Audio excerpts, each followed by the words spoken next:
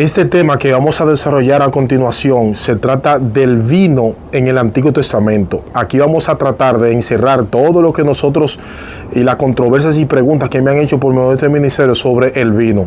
Número 6.3 dice: se abstendrá de vino y de sidra, no beberá vinagre de vino ni vinagre de sidra, ni beberá ningún licor de uvas, ni tampoco comerá uva fresca ni seca. La palabra vino en general, hay dos palabras hebreas traducidas como vino en la Biblia. La primera palabra y la más común es yayin, un término genérico empleado aproximadamente 141 veces en el Antiguo Testamento para indicar diversas clases de vino fermentado o sin fermentar. Nehemías 5:18. Por otra parte, yayin se aplica a toda clase de jugo de uva fermentado. Génesis 9:20 al 21 y 1 Samuel 25:36 y 37 y Proverbios 23:30 al 31. Los trágicos resultados de usar vino fermentado se describe en diversos pasajes del Antiguo Testamento, notablemente en Proverbios 23:29 al 35, donde da los resultados fatales que da al tomar alcohol. Por otra parte, también se emplea yayin para indicar jugo de uva dulce sin fermentar. Puede referirse al jugo dulce cuando se exprimían las uvas. Isaías profetiza: no pisará vino, yayin, en los lagares el pisador, según Isaías 16:10. Del mismo modo, Jeremías, amigo hermano, dice: y de los lagares haré que falte el vino, yayin, ni pisarán con canción. Jeremías 48:33. En realidad, Jeremías incluso se refiere al jugo que todavía está en la uva como yayin. Jeremías 40:10 y 12. Prueba adicional de que a veces yayin se refiere al jugo de uva sin fermentar se encuentra en Lamentaciones, donde el autor describe a niños pequeños que llorando les pedían a sus madres su alimento normal de trigo y vino. Lamentaciones capítulo 2, 12. La realidad de que el jugo de uva sin fermentar puede conocerse por el vocablo vino está respaldado por diversos estudios de eruditos. La Enciclopedia Judía de 1901 declara: al vino dulce antes de la fermentación se le llama yayin, vino de Cuba. Además, la Enciclopedia Judaica da testimonio del hecho de que se empleaba el término yayin para referirse al jugo de uva en diversas etapas, incluso al vino recién exprimido antes de la fermentación. Y en Alakot Adalot se dice: se pudiera exprimir un racimo de uva, ya que el jugo de uva se le considera vino yayin con respecto a las leyes del Nazareno. La otra palabra hebrea traducida vino es tiros, que significa vino nuevo o vino de la vendimia. Tiros se menciona 38 veces en el Antiguo Testamento. Nunca se refiere a la bebida fermentada, sino siempre al fruto no fermentado de la vid, tal como el jugo que todavía está en el racimo de uva, Isaías 65:8, o el jugo dulce de uva de una reciente vendimia, según Deuteronomio 11:14.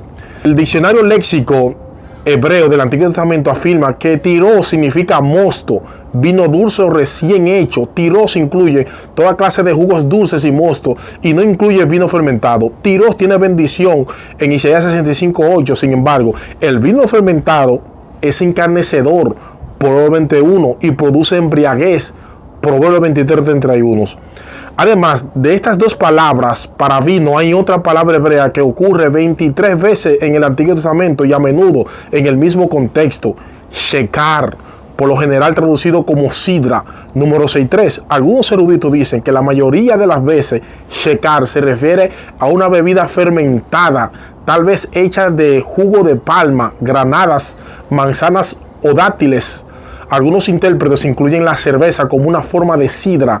La Enciclopedia Judía sugiere que cuando yayin se distingue de shekar, la primera era una forma de bebida fermentada diluida con agua, en tanto que la última era sin diluir. Shekar relaciona con shakar, un verbo hebreo que significa beber mucho, además de embriagarse. En la mayoría de casos, es mejor entender que cuando yayin y shekar se emplean juntas, forman una sola figura de dicción que se refiere a las bebidas embriagantes. Ahora bien, el punto de vista del Antiguo Testamento sobre el vino fermentado. Hay varios lugares en el Antiguo Testamento donde se condena el uso de yayin y shekar como bebidas fermentadas. La primera vez que la Biblia describe los malos efectos del vino embriagante es en la historia de Noé, Génesis 9, 20 al 27. Él plantó un viñedo, lo vendimió, hizo vino embriagante de esa uva y bebió de él.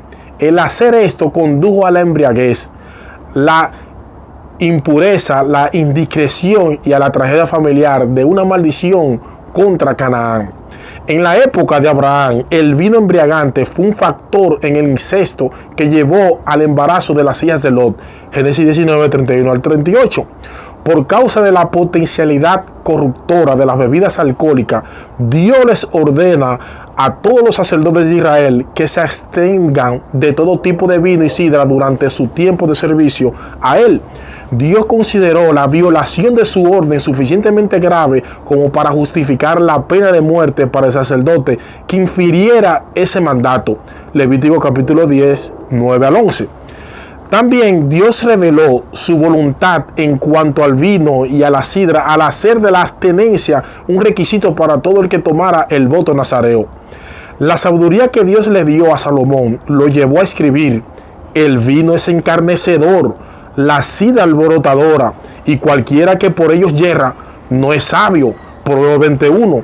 Siendo más claro, es de tonto emborracharse, porque se pierde el control y se provoca mucho alboroto. Las bebidas alcohólicas pueden hacer que uno se burle de las normas de justicia de Dios y que pierda el dominio de sí mismo con respecto al pecado y a la inmoralidad. Por último, las Escrituras afirman claramente que a fin de evitar la aflicción y el dolor y en su lugar seguir la voluntad de Dios, los rectos no deben ni siquiera mirar o desear ningún vino fermentado que pueda embriagar y causar vicio. Proverbios 23, verso 29 al 35 dice: el borracho llora ay. ¿Para quién será el sufrimiento? Anda en pleitos y se queja. Los hieren sin motivo y le ponen los ojos morados. Eso le pasa por borracho y por probar nuevas bebidas. Querido jovencito, querido amigo y hermano que me está viendo, no te fijes en bebidas embriagantes que atraen por su color y brillo, pues se beben fácilmente, pero muerden como víboras y envenenan como serpiente. Si las bebes, verás cosas raras y te vendrán las ideas más tontas. Sentirás que estás en un barco navegando en alta mar. Te herirán y no te darás cuenta. Te golpearán y no te sentirás. Y cuando te despiertes, solo una idea vendrá a tu mente: quiero que me sirvan otra copa. Se esperaba que los nazareos manifestaran que todos los israelitas debían vivir como ellos mismos, a un elevado nivel de separación y de entrega a Dios. Dios le dio claras instrucciones tocantes al uso del vino. El nazareo, por ejemplo, debía abstenerse de vino y de sidra. Números 6, 3 al 4. En realidad no les permitía consumir ningún producto hecho de la uva, ya fuera en forma líquida o sólida. Es más probable que Dios diera esa orden como una protección contra la tentación a usar bebidas embriagantes y contra la posibilidad de que un nazareo bebiera vino alcohólico por equivocación. Dios no quería que las personas usaran totalmente el vino para su momento consagrado en el Señor, porque pudiera poner en peligro ante la posibilidad de embriagarse o hacerse vicioso. De esta manera, la forma más elevada puesta delante del pueblo de Dios en cuanto a las bebidas alcohólicas fue la abstenencia total. Con frecuencia, el beber alcohol conduce a otros pecados tales como la inmoralidad sexual o la actividad delictiva. Los nazarenos no debían comer ni beber nada que se hiciera de la vid, a fin de enseñarles que tenían que evitar el pecado y cualquier cosa que lindara en él, condujera a él o lo tentara a uno a cometerlo. La norma de Dios para los nazareos de abstenencia total de vino y de sidra fue ridiculizada y rechazada por muchos de los que vivían en Israel durante la época de Amós. Este profeta afirma que los impíos de Israel dieron de beber vino a los nazareos. Amós 2:12. el profeta Isaías también afirmó, el sacerdote y el profeta erraron con sidra, fueron trastornados por el vino, se aturdieron con la sidra, erraron en la visión, tropezaron en el juicio, porque toda mesa está llena de vómito y suciedad. Isaías 28, 7 al 8. Eso ocurrió porque aquellos dirigentes rechazaron la elevada norma de Dios de abstenencia total del alcohol, Proverbios 31, 4 al 5. El espíritu fundamental del nazareísmo, es decir, total consagración a Dios y a sus normas más elevadas, es una exigencia para el creyente en Cristo en la actualidad. Según Romanos 12:1, la abstenencia de cualquier cosa que pudiera inducirlo a uno al pecado, estimular un deseo por cosas perjudiciales, abrir el camino al vicio de la droga o del alcohol, o hacer que un hermano tropiece, es hoy tan necesario para el creyente como lo fuera para el nazareo en la época del Antiguo Testamento.